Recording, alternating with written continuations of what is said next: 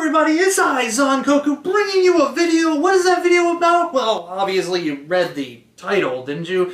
Anyways, it's about Jafax. Yes, Jafax is back from the dead. Well, actually not really the dead, but more like its eternal slumber. It has risen again to unleash chaos upon the world. No, not really. So you might ask, what is Jafax? Well, Jafax is the Japanese animation, film, and art expo that happens every year, well, at least it tries to happen every year. And it used to be held in the campus of Grand Valley State University in Allendale, Michigan. However, it just got too big for the campus to really control. I mean, I remember going to Jafax when it was all in one building. It was a hallway with a couple rooms, and then you went upstairs to another hallway and there was like 4 more rooms. Honestly, that was the whole thing. It was small as heck. Then, you know, the last year that they had it, which was 2 years ago, unfortunately, it was in 4 or 5 buildings. It was everywhere, and they just couldn't handle it anymore. So, because they needed a new venue, and they couldn't get it all working right, they had to cancel last year's, or well, they call it a postponement, but it's more like a cancellation. So this year they moved to the beautiful DeVos place in downtown Grand Rapids, Michigan, the same place where they hold the Grand Rapids Comic-Con. So it's a nice facility, very nice facility. And this was the first year they made it paid entry, because beforehand you could just show up. But now, because of the logistics behind everything, the new venue, it has to be a paid event. So honestly, it's going to have some little growing pains with this new change. This is the first time they're attempting anything on this type of scale. So, of course, yeah, things kind of did go a little haywire. However, before I really get into the meat about Jafax, I thought, for those who just don't care about that and just really want to know what exactly I picked up from the convention, or expo if you want to call it, I'm going to get that taken care of right now. So, what did I purchase? Well, I purchased a few things. First of all, I purchased the Gun Crazy trilogy. Yep, 3 films. And I was kind of disappointed because I was hoping that Media Blasters was going to show up. They had them listed as a vendor on the website, and then I got to the vendor area finally. When I was eventually able to get to the vendor area, and that's a story we'll get into later, they weren't there. I rechecked the website, and of course their name magically disappeared, which really upsets me, because that was my go-to source for some Japanese movies. But whatever, I had to settle for fast food anime. It's a place that sold videos and manga and Japanese snacks like Ramune soda and stuff like that. So anyways, I picked those up because A, it's Gun Crazy. It's kind of it's a Japanese action film series, kind of in the vein of Zero Woman and Black Angel, but maybe not as exploitative as those. But still, some fun movies. I need that. And then I also picked up the Blu-ray version of the live-action adaptation of Gantz.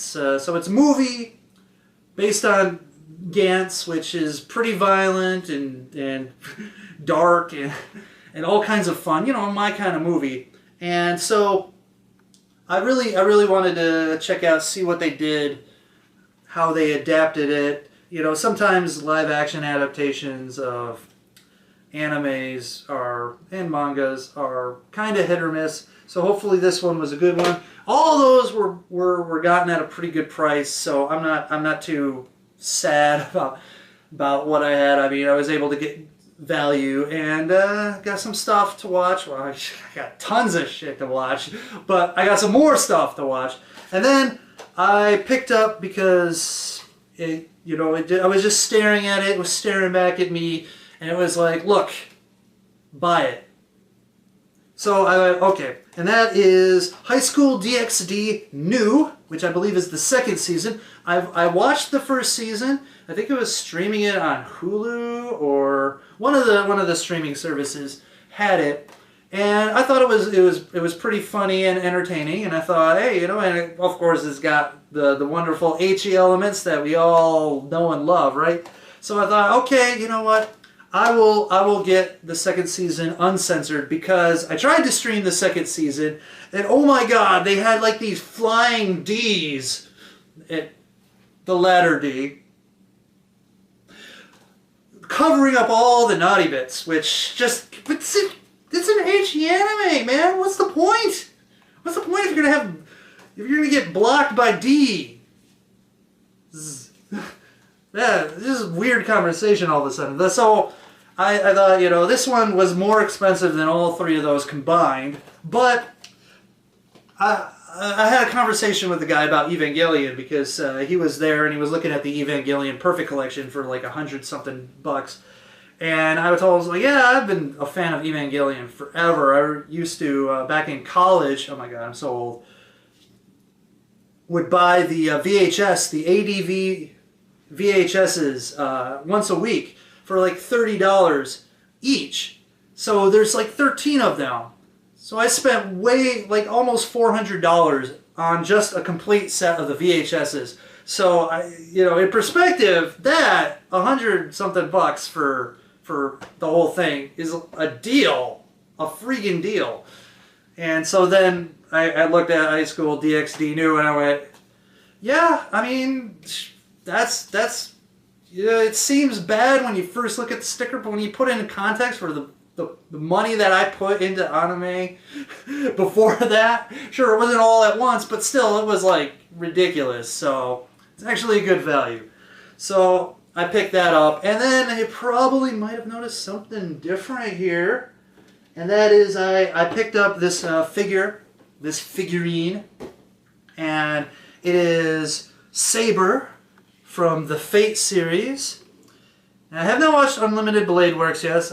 I actually think I only watched Fate Stay Night, but I really liked it.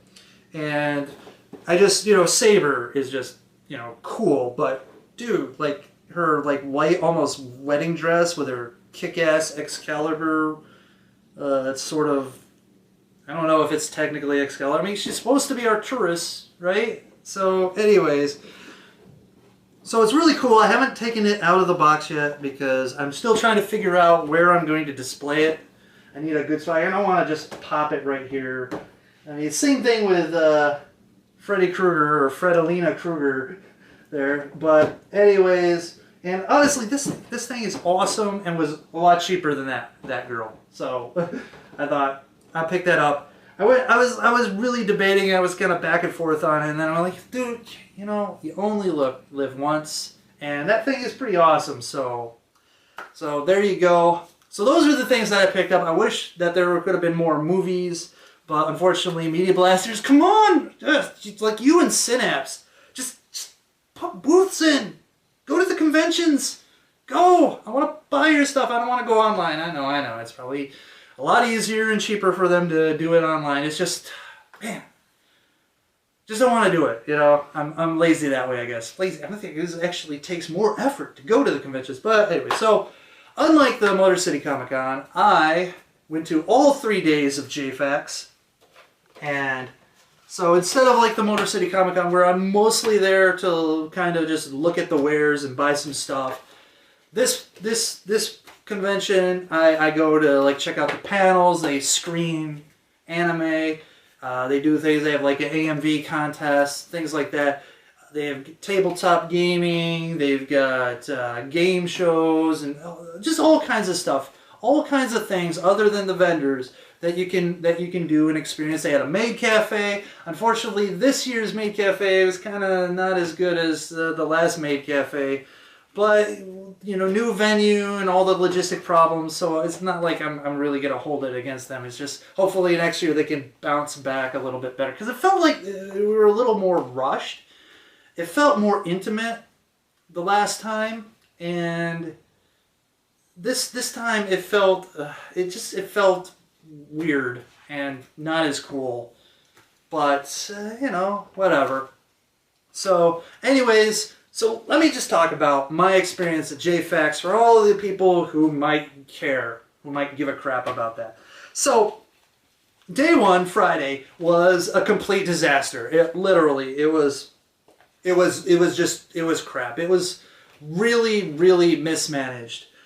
And once again, like I said, this is their first year, and they made a mistake of judging attendance by the pre-registers, which can be a bad idea because not a lot of people necessarily pre-register, especially if you cut off pre-registration a month or more before the actual event, because there's some people who just heard about it maybe a couple weeks ago, or there's a lot of people who have got jobs and have to find out whether or not they can actually get that weekend off or one of those days off, and they might not be able to know that far in advance. So you know, you can kind of use it as a guide, but you really shouldn't use it as, I mean, you should always plan for the worst, or I guess it would be in their case for the best, you know, having a lot more people. But you should always plan for that, and having, like, you know, one registrar. I heard that they had one at one time. It was just one person, which is just, that's not going to cut it.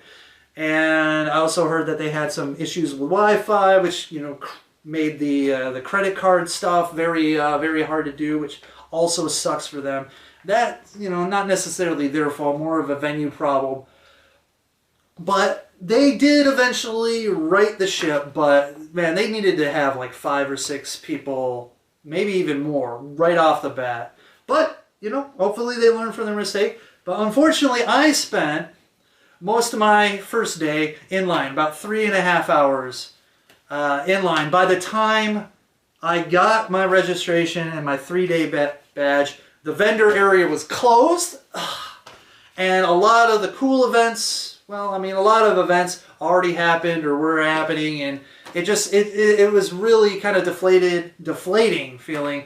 The food vendors that were you know, serving food, they closed up like at 6 o'clock. I ended up getting my badge around 7-ish, so that was like really bad too. If you wanted to eat something, yeah, you were kind of SOL. Unless you wanted to go to the bar in the Amway Grand Plaza, which is a very nice bar, by the way. Or hopefully, I don't know, I think they might have a dress code at Wolfgang Puck's Kitchen, but it's like right there. I know during Saturday, I noticed that for lunch, they were practically, no one was there. I just wanted to be curious if I could just get in with like a t-shirt and shorts. Probably not. I don't know. They probably... No, I need the reservations. There's like 50 tables. Oh, we need the reservations, please. And you need a tie. Like, oh my goodness. Anyways, enough of that. So, so while I was waiting in line, you know, there were a lot of cool cosplays going on. I was in between 2 cosplayers. One was cosplayed as Jinx, and you know, she, you know, was really, really, really attractive, and the people were constantly coming by and was like, "You're gonna take a picture? Can I get take a picture?" And of course, I'm trying to, like, you know, back off and get, because I don't want to be photo bombing like 50 pictures of her from all these different convention goers. And I think her friend, who was dressed up as a character, I don't know what character it was, but it was, I guess, a sports-based anime or something, because it looked like maybe like a basketball outfit or something like that. But she was, I think she was getting a little bit ticked off that everyone wanted her picture and nobody asked for, or everyone wanted Jinx's picture but didn't ask for her picture, which is kind of sad because, you know, she was really cute. But yeah, I mean, Jinx, you know, a lot of skin, so there you go. And then next to me was a group of people, and one of them was dressed up as Harley Quinn. Now, look, it's an anime expo, but, you know, there was several Deadpools. There was a lot of Star Wars cosplay. You know, anything goes. It's a convention. Who cares if it's not anime related? Harley Quinn, props. And by the way, she, like, literally, if you didn't know that it wasn't the actress from the movie, you would think it was her. I mean, of course, she was probably taller than her, but literally, like, spot on. Like, it was uncanny. She really did a good job on her outfit, and she kind of almost had like the same kind of mindset character-wise as her. Not necessarily Harley Quinn from the animated series, but more like from some of the comics. And she was getting a little irritated. She was checking like where the line was going and talking about like, you know, leading a revolt of people in line. But anyways, but her cosplay was fantastic. But there was a lot of fantastic cosplay going on. So anyways, I kind of had a back and forth conversation with the with that group, because you know I have experience waiting in lines. I mean, my God, that one year at the Motor City Comic Con where it was all the way around the building and then through the parking lot and whatnot. And then the funny thing is, like, that line was probably 3 to 4 times as long as the line I was in for Jafax, but that line moved faster. Oh my God! So, anyways, hopefully they learn from their mistakes. So, you know, I went, checked out the gaming rooms, checked out some of the screening rooms, and I noticed that they had this anime idol contest. And I thought, oh, we'll sit in it and watch some people perform. You know, I'm a fan of J-pop and anime openings and stuff like that. You know, I like what I like, and if I like it, you know, I like it. So I thought, hey, you know, see what's going on and also cheer them on. And I also have a great deal of respect for people who can, you know, go out in front of people and just kind of like belt it out, put it all out there. So, you know, I want to give them some support. So it was like not a lot of people, maybe like about 15 people in the panel room. And so they go, so okay, so who are the contestants? You know, if you're gonna sing, get into the front row. And there was two people, and they were just like, oh man, we got like an hour and a half to fill, 2 people. So I thought, okay, well, I raised my hands like, look, I'll embarrass myself in front of everyone. I don't care. At this point, let's try to just put on a show. I'm not a serious contestant. There's no way in hell I'm winning. I'm not even entertaining thoughts of winning. I'm actually terrified at this point, but I'm like, whatever. I'm gonna take one for the team. And so as they were setting up, more people actually showed up to perform. So I'm gonna start thinking like, okay, well, you know what? Maybe I don't have to like perform, but I'm like, okay, I've already, you know, centered myself on it, committed to it. So I decided that I would sing, and like totally, like I said, like unprepared. I'm like downloading music over the cell network to have backup music, and I decided to do the Cruel Angel's Thesis, the opening theme from Neon Genesis Evangelion, because I just love Neon Genesis Evangelion. Its Japanese name is Zankoku no Tenshi no Teisei.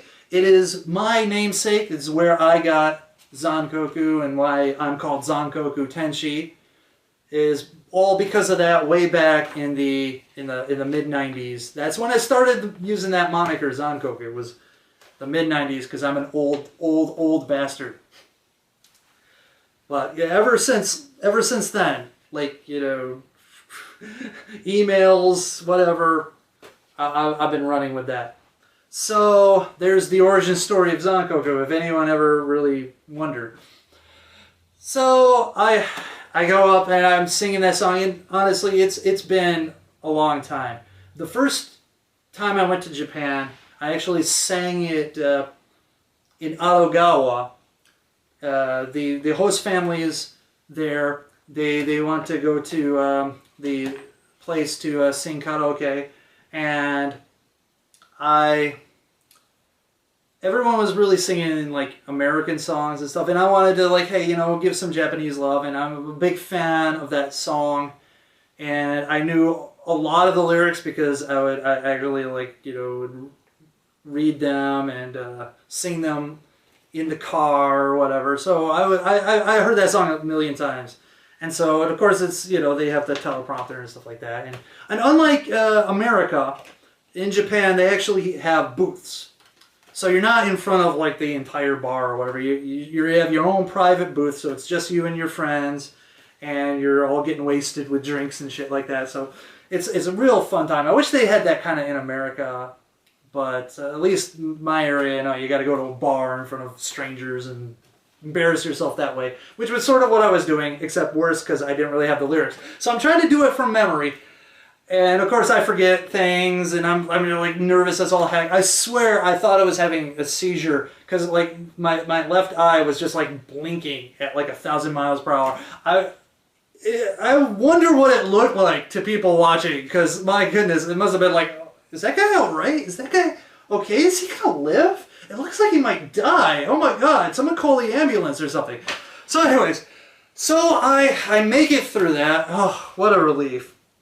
And the rest of the competition, and like a lot of the people, like most of the people who performed were just absolutely great. They were wonderful. Their voices were great. Honestly, more women than men were doing it, but still, everyone was bringing it in one form or another. So it was really cool. Kudos to them. So they get to the time the performances are over, and now they're announcing who are the finalists, because the next day, Saturday, is the final. So that's where they will crown the winner. So they're saying the names of all like the finalists, and all of a sudden they say my name, and I'm like, no, I'm the joke contestant. I was only here to fill space. Now there's no way. And of course, Cruel Angel's thesis is somewhat rock, and so I did some headbanging, and like one of the judges was like, yes, you are going, and you are also going to have to do the dance too. It is commanded. I'm like, oh god, oh my goodness. So I was like, okay, well, what can I do? And I thought, okay, I will think of the hardest song that I know, that I have music available, and do that, because I'm a joke. So I decided to do Chohatsu Cherry Heart, which is super fast, but also rocks. It's got a great guitar solo in the middle. But instead of last time, I actually wrote down the lyrics so I had something to read. And honestly, I got it all here. I got like right here in the middle to rock out during the guitar solo, and then on the bottom it says pass out on floor, which is exactly what I did. So we'll get into that soon enough. So Friday, after that I kind of hung around some other panels. It was okay. Talked to someone I used to work with who was volunteering. So I decided it's getting kind of late. It's after 11 p.m. Getting on towards midnight. They had some things, especially in the adult hentai areas, going on, but I didn't want to be out until like 2 in the morning. So I was hungry. I needed to get some food, so I left. So Saturday comes around, and so Saturday, that's where I really hit up the vendor area. Checked out all the great wares. There's just tons and tons of stuff. If you're a big anime fan, it's a great place to go. If you like cosplay, there's all kinds of cosplay stores and shops and stuff like that. They had weapons place, just everything. And of course figures, and manga, all kinds of stuff. It's really cool.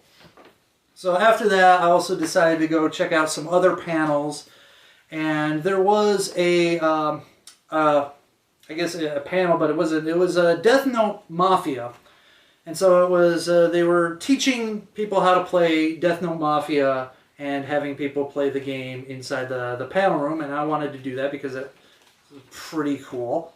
Because I don't know if you've ever played Mafia. I'm a guy who has friends, and they like to do tabletop gaming and party games like that. And Mafia is a party game. Basically, everyone has a role of either investigator or a mobster. And then there's some special investigators among the investigators. And basically, the mobsters would kill one person every night. And during the day, the investigators would try to figure out who the mobsters are and basically nominate someone to be murdered. And hopefully they murder a mafia member instead of like one of their own, but a lot of times you end up, murdering one of your own.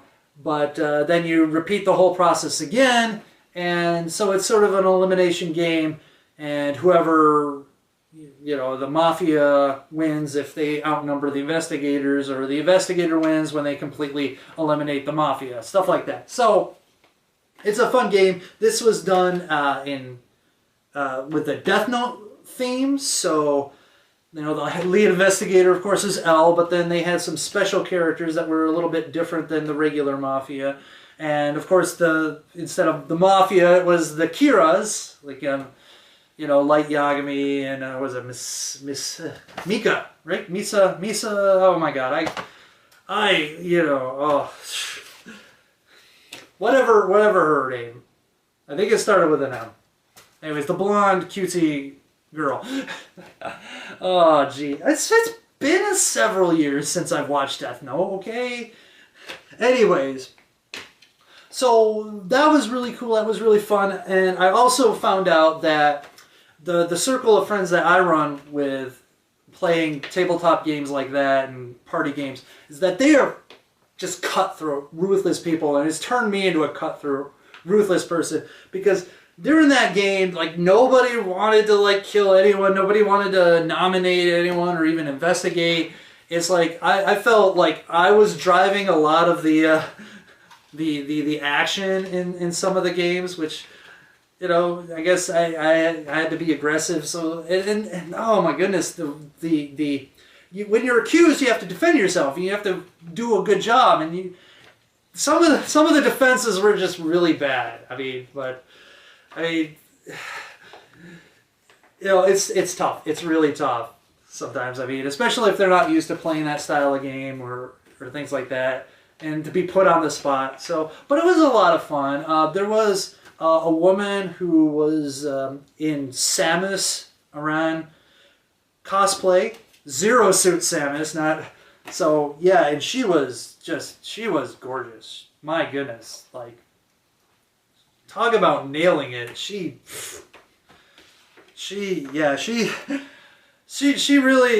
was really something. But I just had to say that because she, like, literally, like, just super awesome job with her cosplay. And honestly, to wear something like that, you gotta and not be super self-conscious because it leaves little to the imagination. So.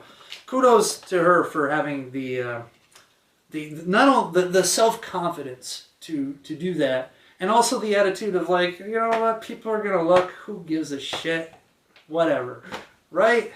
That's the kind of attitude I need. Like when I go embarrass myself singing an anime song in front of a group of people, who cares? People are gonna look, whatever. I'm gonna be ridiculous. People are gonna laugh. Whatever, who cares, right? So anyways, that one went for a while, and the program guide said that the idol competition, the finals, were going to start at 7, and so around 6:20ish, whatever, I decided, instead of playing another game of Mafia, I better make my way to the panel room for the competition, maybe, re-go over some of the lyrics in my mind and stuff like that. Literally, I had like zero preparation for this. And to my horror, I get to the panel room, and the competition's already going on. Apparently, they had to move it up like an hour because of something. So it actually started at 6, and I'm like freaking out. And it's already a nerve-wracking situation. But now it's like, they see me, it's like, oh, you need to get in the front row to compete. And I'm sure a lot of the people were going like, dude, what is this guy wearing the Attack of the Killer Tomatoes t-shirt? What is he doing in this competition, man? This old jackass, whatever. So, I take my seat, and I'm just kind of like, oh, okay, come on, focus. And I was like one of the later to perform. So I'm watching all these great people, all these wonderful performances. There was this woman who did a Morning Musume song, Love Machine, which is, I love that song. When I was first in Japan, it was kind of big in Japan that first time I went, And so when I was there, I actually bought the single, and it was on a mini CD, which kind of sucks because it's hard to play in my car now. But that's a great high energy pop song. And she was like, during her opening, she was talking about like, yeah, my friends think I'm crazy for doing such an old song. And I'm like, song's not old. I'm singing a song. Well, not me. I sung a song from the mid-90s last time. I mean, oh, you're just making me feel horrible. It's not old. It's 2000. I guess 16 years, but not old enough to vote yet. It's not that old. Anyways, so she sang that. She did an awesome job. The one woman who actually won the competition overall, the #1 player, she was just spectacular. She was incredible. I mean, just moving, like almost tears. I mean, I don't even know what song she was doing, but it was in English, and it was like almost like from like a musical or something, but it was like one of those frantic, emotional, don't leave me here, I'm hanging by a thread type of songs. It was really powerful and moving, so, kudos. She should have just dropped the mic right there and was like, give me my prize, because she deserved it. So, anyways, eventually it got to me. So I'm like nervous as heck. I hook up my phone to the speakers, and the speakers won't work. And so they're like, oh no, what's wrong with the speakers? And then someone else is like, yeah, I got like a speaker and whatever. Okay, I hook up to the new speaker, and like all this is going on. I'm just like, oh, I just need to get this over with. I just wanted to end. I just need to get it done. I was like, okay, you ready? Okay. And I kind of like announced, it's like, it's the song, Choatsu Cherry Heart from Nogizaka Haruka no Himitsu, The Secret of Haruka Nogizaka or something like that. Anyways, if you've seen my video of the anime openings that were better than Watch Mojo's list, that song is in there. So if you haven't seen that video, watch that video. You can see what it is. It's tough. It's especially the chorus is just like super fast, and it's all in Japanese. And I'm trying to read it, and I'm trying to sing it with one hand on the book, one holding the mic, and I am shaking, like super shaking. So it's like even harder to read because I'm just like trying to focus on this just ever moving, fluttering piece of paper. And of course, right before the second verse, I have to turn the page. And so I'm like trying to turn the page with one hand while trying to like remember, okay, I'm sort of like ad-libbing here. I even like said like, in the middle of the song, turn the page. And I get there and I start going through, finish that off and get to the rock out part. I'm like, okay, it's not done yet. And I like, that's all everyone tells me to rock out. Here's where I want to rock out. And I like, I get down and I'm like doing the air guitar and all that stuff and just like crazy stuff. And of course, get back up, get to the I guess, I don't know, one of the bridges, whatever. And, just start belting it out. And then get back to the 1,000-mile-per-hour last chorus. And then the build up to the end is like just saying all this stuff, building the crescendo, and it's like, get through the end, and it's like I just fell down on the floor. I ended up like scraping my knee on the carpet. It was starting to, it kind of was bleeding a little bit. One of the other contestants was like, oh my God, are you okay? I'm like, I got it, man. Rock, suffer for my suffer for my art, right? So anyways, I got it done. I was like, oh my God. And so the competition ends. It was a big relief to get it over with. I should have got it all on one page, though. That was really bad. But so then they started going through the people who won, and they started with the top prize, and they had a prize table and stuff like that. And I actually didn't come in last place, which is crazy. Like literally, they call my name, and I'm like, What? No, I demand a recount. There's no way I'm that high up on that area. I should be dead last. I'm the joke guy. And whatever, it's like, okay, I don't know, pick a prize. I think it was like some kind of like Japanese candy. Anyways, no, I do have it over here. Let me go grab it. Hold on, sorry. This stuff here, this white rabbit candy is matcha creamy candy. Yeah, I know, it's tea flavored candies, but anyway, so these are the spoils of war that I had wrought with my insurmountable amounts of talent. Yeah, whatever. Anyways, it's funny because one of the judges afterwards came up to me. He's like, "Look, the reason you got higher than you thought was because the crowd just loved it. They were eating it up. They were just like going insane." And honestly, I didn't know because all of that stuff is a blur in my mind. I was just trying not to die. I was trying not to fall apart in front of everyone. So I had no idea if anyone was even, if they were like cheering or what, or if they were just like,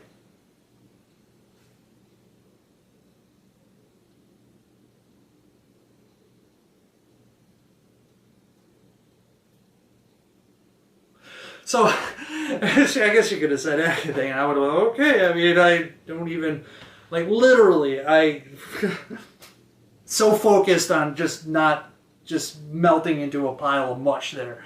So that was fun and terrifying at the same time. So after that, decompressed with some other panels. Talked to that one person who was volunteering again for a while. Apparently there was like some issues with a photographer, and you know, taking photos in a public space, and apparently other people were taking photos behind him, and he didn't really like that. You know, and so he started creating business. Like, look, this is a public space.